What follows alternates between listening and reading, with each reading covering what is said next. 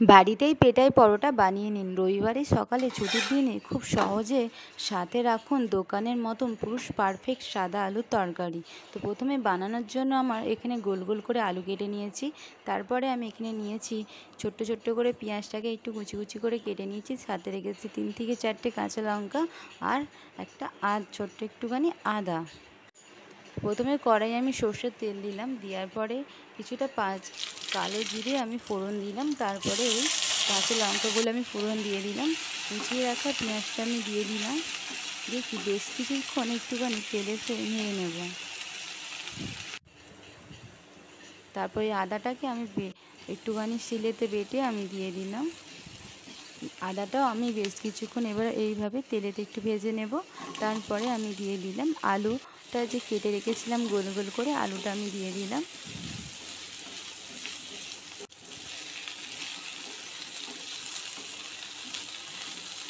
আলুটা এইভাবে বেশ কিছুক্ষণ ধরে তেলে ভেজে নেব।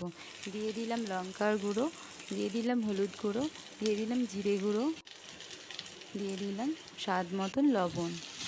দেওয়ার পর এই মশলাটা বেশ কিছুক্ষণ ধরে তেলেতে এইভাবেই নেড়ে নেব। বেশ কিছুক্ষণ ধরে মশলাটা এইভাবে তেলে নেড়ে নেব, কষিয়ে নেব। অল্প করে সামান্য জল দিয়ে মশলাটা এবার ভালো করে আরেকটু বেশ কিছুক্ষণ ধরে বেশ সময় নিয়ে একটুখানি ভালো করে কষে নেব। কষে নেওয়া হয়ে যাওয়ার পরে আমি এতে একটু বেশি করে জল দিলাম। দেওয়ার পরে আমি একটুখানি এটা চাপা দিয়ে দেব। এবার এই আলুটা আমি সেদ্ধ হতে দেব।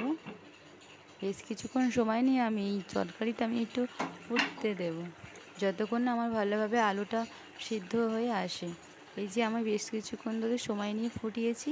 তারপর আমার আমি আবার চাপা দিয়ে দিলাম আলুটা সিদ্ধ হয়েছে কিনা আমি ভালোভাবে দেখে। এখানে আমি গরম মশলাটা দিয়ে দিলাম। আমার তরকারিটা হয়ে যাওয়ার পরে আমি গরম মশলাটা দিয়ে দিলাম। দেওয়ার পরে আমি আবারও একটু তরকারিটা হালকা হাতে নেড়ে দিলাম খুন্তি দিয়ে। আবার আমি এবারে চাপা দিয়ে দিলাম। দিয়ে আমি আবারও চাপাটা খুলে আবারও বেশ কিছুক্ষণ ধরে একটু নেড়ে নিলাম। নেওয়ার পরে আমি এখানে 1 বাটির মতন ময়দা নিয়েছি। নিলাম লবণ, চিনি, 1 চামচের মতন সাদা তেল দিয়ে ময়দাটাকে আমি ভালোভাবে মেখে নেব পেটাই পরোটার জন্য। আমি এবার এটাকে ভালো করে ময়নটা দিয়ে নেব। বেশ কিছুক্ষণ ভালোভাবে এরকম মেখে নেব। এরকম মুঠো করে আমি দেখছিলাম ময়নটা, এরকম সুন্দর করে ময়নটা দিয়ে আমি এবারে এতে অল্প অল্প করে জল দেব আর ময়দাটা আস্তে আস্তে করে মাখবো। একদম দোকানের মতন বাড়িতে বানিয়ে নেবেন আপনারাও এইভাবে। আমার মাখা হয়ে যাওয়ার পর আমি আবারও বেশ কিছুক্ষণ ধরে এইটাকে 10 মিনিটের মতন চাপা দিয়ে রাখবো। চাপাটা খোলার পরে থালায় একটু আটকে যাচ্ছিলো, আর আমি এবারে এইভাবে লেচিটা কেটে নেব। এইভাবে আমি 4টে লেচি করে নিলাম। লেচিটাকে আমি হাত দিয়ে গোল করে আবারও বেশ কিছুক্ষণ রেখে 10 মিনিটের মতন রেখে তারপরে আমি এটা বেলবো। বেলার জন্য আমি এখানে সাদা তেল দিলাম। দেওয়ার পরে এইভাবে বেলে নেব।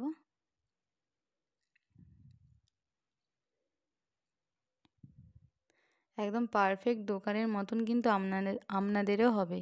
এইভাবে একবার করে দেখবেন। আমি বেলে অনেকটা গোল করে একটুখানি মধ্যিখান দিয়ে অল্প করে কেটে নিয়েছি। তার উপরে সাদা তেল দিয়ে আর ময়দা ছিটিয়ে কিন্তু এইভাবে হাত দিয়ে ঘুরিয়ে ঘুরিয়ে নিলাম। ঠিক এইভাবেই কিন্তু আপনারাও বাড়িতে বানাবেন, তবেই কিন্তু আপনাদের পরোটাটাও ঠিক এরকমভাবেই হবে। আমি আবারও একটা দেখাচ্ছি। এইভাবে আমি আবারও একটা লেচিকে বেলে নিলাম।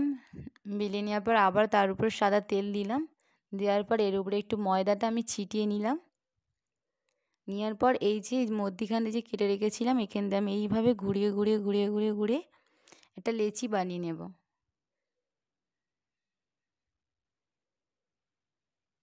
এই যে এইভাবেই আমি সমস্ত লেচিগুলোকে করে নেব। তো আমার লেচি করা হয়ে গেছে। এই লেচিটাকে এবার আমি বেলবো। লিচিটা আমাকে আরও একবার বেলতে হবে। তো এটাই লাস্টবার বেলবো। আর এবারে এই বেলাটা হয়ে যাওয়ার পরে এবারে একটা আমি বড় থালা নিয়েছি, সিলভার থালা। আমার কাছে বড় চাটু নেই দোকানের মতো, সেই কারণে আমি একটা বড় মতন সিলভার থালা নিয়েছি। তো তোমাদের বাড়িতে যদি এরকম থাকে তো তোমরা নিতে পারো, যাদের আমার মতনই যাদের কাছে চাটু নেই, তো বড় চাটু নেই, সেই কারণে আমি এতে সিলভার থালাটা আমি প্রথমে বসিয়ে গরম করে নিলাম ভালোভাবে পরিষ্কার করে মুছে। তাতে আমি সাদা তেল দিলাম, দেওয়ার পরে এই পেটাই পরোটাটা আমি দিয়ে এবার আস্তে আস্তে ভেজে নেব।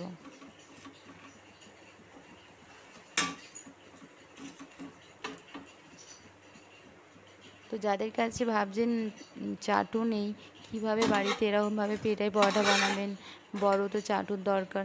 তো আপনাদের কাছে যদি এরকম একটা বড় সিলভারের থালা থাকে, তো সিলভারের থালা কিন্তু ভালোভাবে গ্যাসে বসে আর কোনো অসুবিধা হয় না। একটু ধীরে ধীরে আস্তে আস্তে করবেন, যাতে ওই থালার যে মানে সাইডগুলো হাতে না ঠেকে যায়। এবারে পরোটাটা আমার ভাজা হয়ে যাওয়ার পরে এই একদম সফট আর একদম নরম তুলতুলে হয়েছে, দেখো খুব সহজেই ছিঁড়ে যাচ্ছে। তো এইভাবে আমি একটা জায়গায় রেখে দিলাম। আমি আবারও একটা পেটাই পরোটা নিলাম, নিয়ে আবারও ভেজে দেখালাম। এইভাবে আমি সমস্ত পেটাই পরোটাকে এইভাবেই ভেজে নেব। তো ভাবছেন বাড়িতে চাটু না থাকলে কিভাবে বানাবেন, ঠিক এইভাবেই বাড়িতে বানাবেন, আর একদম আপনার পুরো পারফেক্ট পুরো দোকানের মতনই হবে। এই ভিডিওটা কিন্তু আমি ইউটিউব দেখেই কিন্তু শিখেছি। আমি একটা ইউটিউবের ভিডিও দেখে আর এরকম পেটাই পরোটা বাড়িতে কিন্তু বানিয়েছি। একদম পারফেক্ট দোকানের মতনই হয়েছে পুরো। এরা আপনারা বানিয়ে দেখবেন, একদম দোকানের মতন পুরো পারফেক্টই হবে। এভাবে করলে পুরো নরম আর তুলতুলে হবে। একটু ময়নটা কিন্তু একটু ভালোভাবে দিতে হবে। এইভাবে আমি পেটাই পরোটা আমি আবারও তেল দিয়ে সাইডগুলোতে তেল দিয়ে ভালোভাবে ভেজে নিলাম।